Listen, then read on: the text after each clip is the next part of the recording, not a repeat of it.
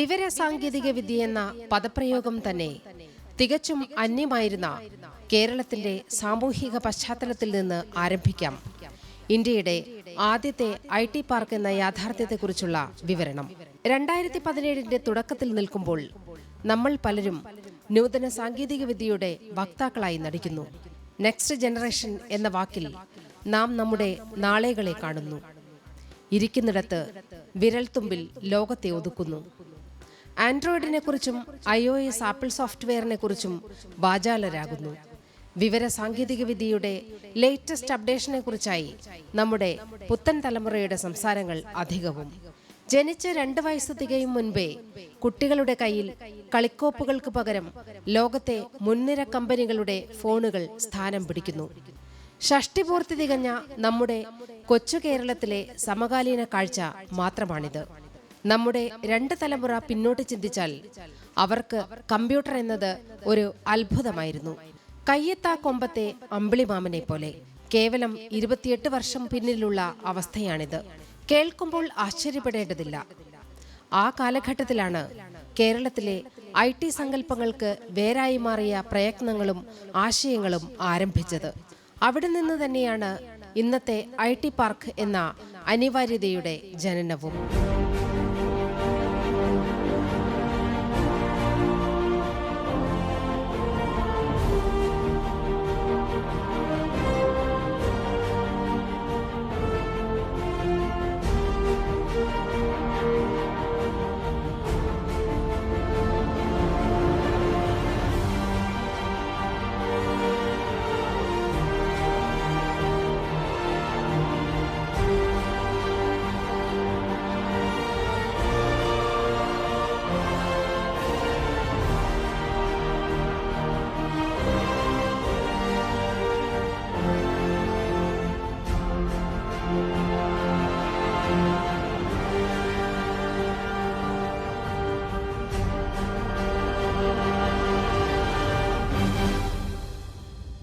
ഇന്ത്യയിലെ ആദ്യത്തെ electronics development കോർപ്പറേഷനായിരുന്നു Keltron.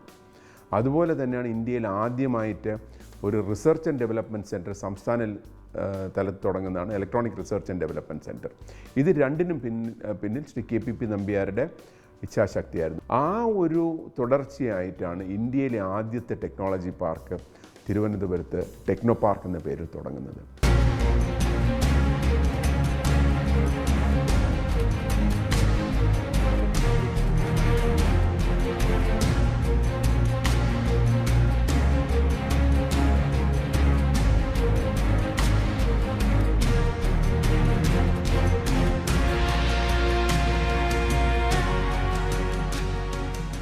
സീഡാക്, Keltron തുടങ്ങി കേരളത്തിൽ വിവര സാങ്കേതിക വിദ്യയുടെ സാധ്യതകളെക്കുറിച്ച് പഠനം നടത്തി. അന്നത്തെ മുഖ്യമന്ത്രിയായിരുന്ന ശ്രീ EK നായനാരുടെ നേതൃത്വത്തിൽ വ്യവസായ മന്ത്രി കൂടിയായ ശ്രീമതി KR ഗൗരിയമ്മ ഉൾപ്പെടുന്ന ഒരു സംഘം കേന്ദ്ര അനുമതിയോടെ ഒരു വിദേശ പര്യടനം നടത്തി. വികസിത രാജ്യങ്ങളിലെ വിവര സാങ്കേതിക സംരംഭങ്ങളെക്കുറിച്ചും അതിൻ്റെ സാഹചര്യങ്ങളെക്കുറിച്ചും സംഘം നേരിട്ട് കണ്ട് പഠനം നടത്തി. പക്ഷേ ഇതിന് ഈ തീരുമാനമെടുക്കാനും മുന്നോട്ട് പോകാനും പല സാഹചര്യങ്ങളും ഉണ്ടായിട്ടുണ്ട്. അതിലൊന്നാണ്, ഞാനന്ന് സീഡാക്കിൽ വർക്ക് ചെയ്യുകയാണ്. സീഡാക്കിൽ ജോലി ചെയ്യുന്ന സമയത്താണ് ശ്രീ EK നായനാരുടെ ആദ്യത്തെ അമേരിക്കൻ സന്ദർശനം. അന്ന് Shri EK Nayanar, Shrimati KR Gauriyamma, Shri KPP Nambiar, Shri Baby John, ഇവർ 4 പേരുമാണ് പോകുന്നത്. അവർ പോകുന്നത് അന്നൊരു മലയാളി അസോസിയേഷൻ്റെ ഒർലാൻഡോയുള്ള ഒരു സമ്മേളനത്തിനാണ് പോകുന്നത്. ആ സമയത്ത് എൻ്റെ അന്നത്തെ ബോസായിരുന്നു ഡോക്ടർ വിജയ് ഭട്കർ. അപ്പോൾ ഡോക്ടർ ഭട്കറാണ് എൻ്റെ കൂടെ പറയുന്നത്, ശ്രീ നമ്പ്യാർ പോകുന്നുണ്ട്, അപ്പോൾ അവർക്ക് വേണ്ടിയിട്ട് കുറച്ച് കാര്യങ്ങൾ സിലിക്കോൺ വാലിയിൽ കുറേ വിസിറ്റ്സും മറ്റും അറേഞ്ച് ചെയ്യണമെന്ന് പറഞ്ഞു. അങ്ങനെ ഞങ്ങൾ പോകുന്നു. ഞാനും അവരുമായിട്ട് യാത്ര പോകുന്നു. ഞങ്ങൾ ഒർലാൻഡോയിലെ മലയാളി സമ്മേളനത്തിന് പോകുന്നു. പക്ഷേ ടെക്നോ പാർക്കിന് പ്രയോജനകരമായിട്ടുള്ള ഏറ്റവും നല്ല വിസിറ്റ് എന്ന് പറയുന്നത് സിലിക്കോൺ വാലിയിലായിരുന്നു. അന്നത്തെ ആ ട്രിപ്പിൻ്റെ ചിലവ് സംസ്ഥാന ഗവൺമെൻറ് വഹിച്ചിട്ടേ ഇല്ല. കാരണം അവരുടെ യാത്രാ ചെലവും അവരുടെ താമസ ചെലവും എല്ലാം വഹിച്ചിരുന്നത് മറ്റ് അസോസിയേഷൻസും മറ്റുമാണ്. അപ്പോൾ അതായത് അന്നത്തെ ട്രിപ്പിന് അവരെല്ലാവരും മന്ത്രിമാർ പോയത് കേരള സർക്കാരിന് ഒരു പൈസ പോലും ചിലവില്ലാതെയാണ് ആ ട്രിപ്പ് അവർ നടത്തുന്നത്. കാരണം ഗൗരിയമ്മയുടേതായിരുന്നാലും ശ്രീ ഇ കെ നായനാരുടെ ആയിരുന്നാലും ശ്രീ ബേബി ജോണിൻ്റെയും ചിലവൊന്നും സർക്കാർ വഹിച്ചില്ല.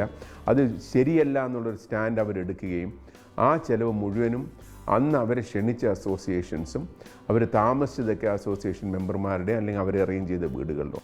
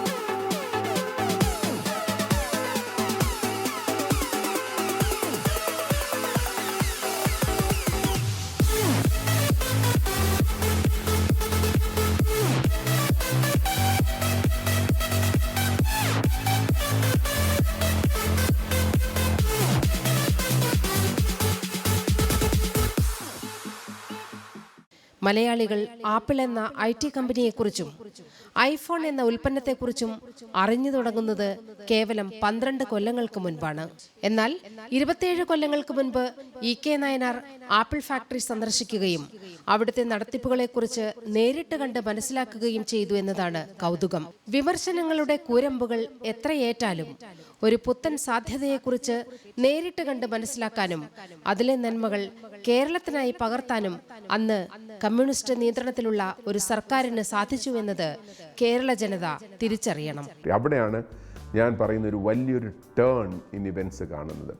ഞങ്ങൾ ആപ്പിൾ ഫാക്ടറിയിലോട്ട് നടക്കുന്നു. അപ്പോൾ നയനാർ ചോദിച്ചു എവിടെയാണ് പോകുന്നത്. ഞാൻ പറഞ്ഞു ആപ്പിളിൻ്റെ ഫാക്ടറിയിൽ. അപ്പോൾ ചോദിച്ചു ആപ്പിൾ ഉണ്ടാക്കാൻ ഫാക്ടറി. അപ്പോൾ ഞാൻ പറഞ്ഞു ആപ്പിൾ ഉണ്ടാക്കാൻ ഫാക്ടറി അല്ല, പക്ഷേ ആപ്പിൾ കമ്പ്യൂട്ടർ ഉണ്ടാക്കുന്ന ഫാക്ടറിയാണ്. അങ്ങനെ ഞങ്ങൾ ഫാക്ടറിയിൽ പോയി. ഞങ്ങളവിടെ പോയി പ്രസൻറ്റേഷൻ കഴിഞ്ഞ് ഞങ്ങൾ ഷോപ്പ് ഫ്ലോറിലേക്ക് പോയപ്പോൾ ശരിക്കും എല്ലാവരും അവിടെ നിന്നൊരു ഭയങ്കര നമ്മൾ സ്റ്റണ്ട് അല്ലെങ്കിൽ അന്തം വിട്ട് നിൽക്കുന്നു എന്ന് പറയുന്ന രീതിയിൽ നിന്നിട്ട് അവിടെ 100 കണക്കിന് സ്ത്രീകൾ ജോലി ചെയ്യുന്നു. ഈ കമ്പോണൻസുമായിട്ട് റോബോസ് അതിൽ ഞങ്ങൾ നടന്നു ഒന്ന് പോയപ്പോഴത്തേക്ക് അവിടെ ഒരു സ്ത്രീ കണ്ട, ഒരു ഇന്ത്യൻ എന്ന് തോന്നുന്നൊരു സ്ത്രീയെ കണ്ടു. അപ്പോൾ അവരോട് ചോദിച്ചു ആർ യു ഇന്ത്യൻ? അവർ പറഞ്ഞു നോ, മെക്സിക്കൻ.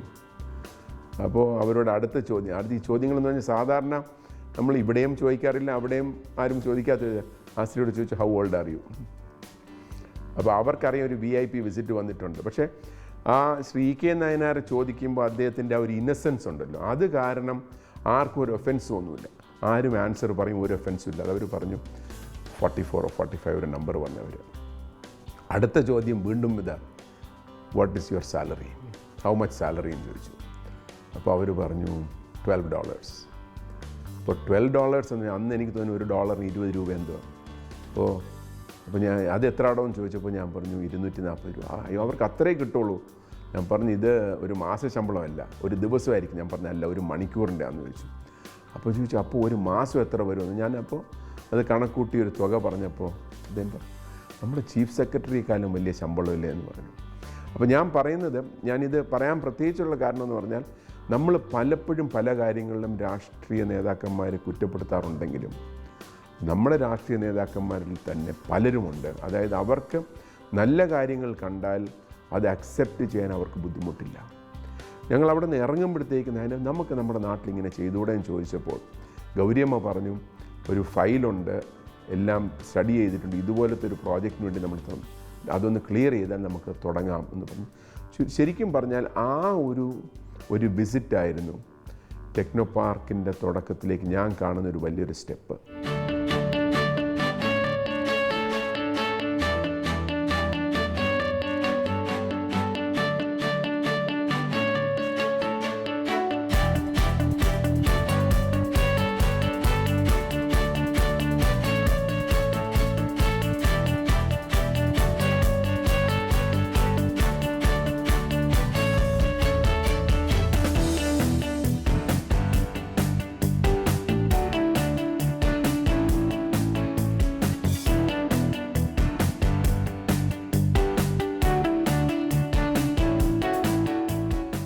കേരളത്തിന്റെ വ്യാവസായിക പിന്നോക്കാവസ്ഥ മാറ്റിയെടുക്കുകയും വ്യവസായവൽക്കരണം ത്വരിതപ്പെടുത്തുകയും ചെയ്യണം എന്നത് നയനാർ സർക്കാരിന്റെ നയപരിപാടികളിൽ ഉൾപ്പെട്ടിരുന്നു.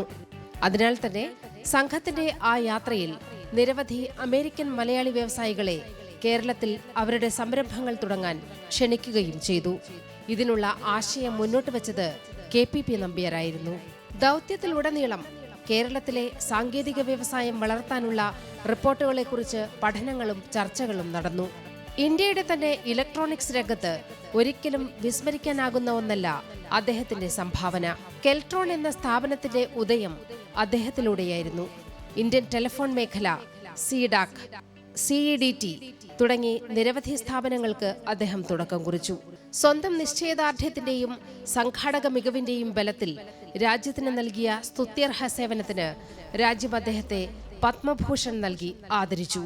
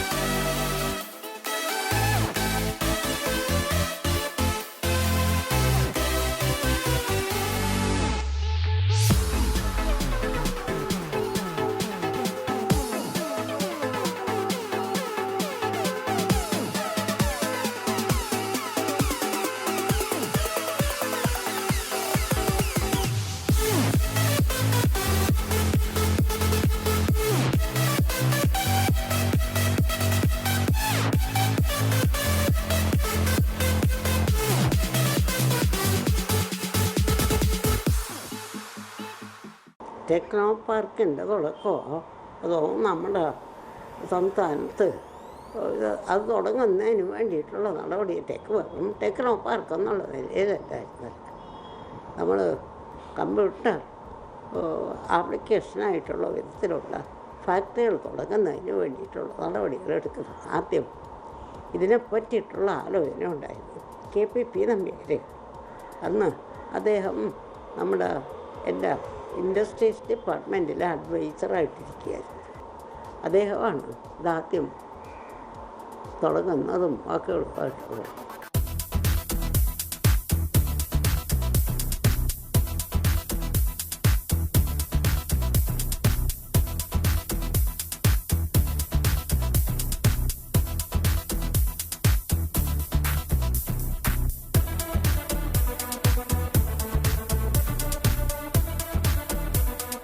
ടെക്നോ പാർക്ക് അത് കഴിഞ്ഞിട്ട് നമ്മൾ അതിൻ്റെ തുടക്കത്തിലേക്ക് മൂവ് ചെയ്യുന്നു. കേരള യൂണിവേഴ്സിറ്റിയുടെ അതായത് തിരുവനന്തപുരത്ത് തന്നെ സെറ്റപ്പ് ചെയ്യണമെന്നൊരു തീരുമാനം എടുക്കുന്നു. അപ്പോൾ അന്നൊരു വലിയ സ്ട്രോങ് ഇതായിരുന്നു, എന്തുകൊണ്ട് തിരുവനന്തപുരത്ത് ഒരു ബിസിനസ്സും ഇല്ല, കുറേ സർക്കാർ ഉദ്യോഗസ്ഥന്മാർ മാത്രമല്ലേ ഉള്ളൂ, കൊച്ചിയിലായിക്കൂടെ എന്നുള്ളൊരു തോട്ടുണ്ടായിരുന്നു. പക്ഷേ നമ്മൾ ശരിക്കും നോക്കുകയാണെങ്കിൽ ടെക്നോ പാർക്കിൻ്റെ ഒരു സക്സസ് ഫാക്ടർ തിരുവനന്തപുരം ആയതുകൊണ്ടാണ്. കാരണം ഇന്നും ഇന്ത്യയിൽ ഏകദേശം 50% സ്പേസ് സയൻറ്റിസ്റ്റ് തിരുവനന്തപുരത്താണ്. അന്ന് കെൽട്രോൺ ഉണ്ട്, electronic research and development centre, അത് പിന്നീട് CDAC ആയി. അതുപോലെ തന്നെ ഇലക്ട്രോണിക് റീജിയണൽ ടെസ്റ്റ് ലബോറട്ടറി, അങ്ങനെ എല്ലാം Kerala university regional research lab. അപ്പോൾ ഇതെല്ലാം ഇവിടെ ഉള്ളതുകൊണ്ട് ഈ ഒരു എന്താ പറയുന്ന ഒരു എൻവയറമെൻറ്റിൽ ടെക്നോ പാർക്കിന് വളരാൻ സാധിക്കുമെന്നുള്ള രീതിയിലുള്ള ഒരു തീരുമാനമാണ് തിരുവനന്തപുരം എടുക്കുന്നത്. അത് അന്ന് ഗൗരിയമ്മ വളരെ സ്ട്രോങ് ആയിട്ട്, ഗൗരിയമ്മയും ശ്രീ നയനാരും എല്ലാം കൂടെ എടുത്ത തീരുമാനം തിരുവനന്തപുരത്ത് തന്നെ ചെയ്യുക എന്നുള്ളത്. എന്നിട്ട് ഞങ്ങൾ സ്ഥലം അന്വേഷിച്ചു, ഒരുപാട് സ്ഥലം കണ്ടു, ആരും സ്ഥലം വിട്ടുതരാൻ പ്രിപ്പയർഡല്ല. അവസാനം കേരള യൂണിവേഴ്സിറ്റിയിൽ 50 ഏക്കർ എടുക്കാമെന്ന് പറഞ്ഞു. കേരള യൂണിവേഴ്സിറ്റിയുടെ സ്ഥലങ്ങളിൽ ഞങ്ങളിത് കണ്ടു. അപ്പോൾ കേരള യൂണിവേഴ്സിറ്റിയിലും വളരെ ഭയങ്കര, ഇന്നും യൂണിവേഴ്സിറ്റിയിൽ നിന്ന് പലരും സ്ഥലം എടുക്കാൻ വലിയ റെസിസ്റ്റൻസ് ഉണ്ട്. പക്ഷേ ഗൗരിയമ്മ വിളിച്ച് പാർട്ടി തീരുമാനമാണെന്ന് വളരെ ഫേമായിട്ട് പറയുകയും അതിനെ സപ്പോർട്ട് ചെയ്തത് 2 പേരാണ്. ഒന്ന് ഇന്ന് മന്ത്രിയായിട്ടിരിക്കുന്ന ശ്രീ സുധാകരൻ, രണ്ടാമത് ശ്രീ ദേവദാസ്. അന്ന് അദ്ദേഹം ആലപ്പുഴക്കാരൻ. അവർ 2 പേരും യൂണിവേഴ്സിറ്റി സിൻഡിക്കേറ്റ് മെമ്പേഴ്സാണ്. അവർ 2 പേരുമാണ് ഇതിന് വേണ്ടിയിട്ടുള്ള പുഷൊക്കെ നടത്തുകയും ഞാൻ സിൻഡിക്കേറ്റിൽ പോയൊരു പ്രസൻറ്റേഷൻ നടത്തി, സെനറ്റിൻ്റെ അംഗീകാരം അവർ വാങ്ങി. എന്നിട്ടാണ് ഈ പ്രോജക്റ്റുമായിട്ട് മുന്നോട്ട് പോകുന്നത്. അങ്ങനെ 50 ഏക്കർ സ്ഥലം കേരള യൂണിവേഴ്സിറ്റിയിൽ നിന്നും അന്ന് എനിക്ക് തോന്നുന്നു 50 ലക്ഷം രൂപ കൊടുത്ത് ഞങ്ങൾ വാങ്ങുകയാണ്.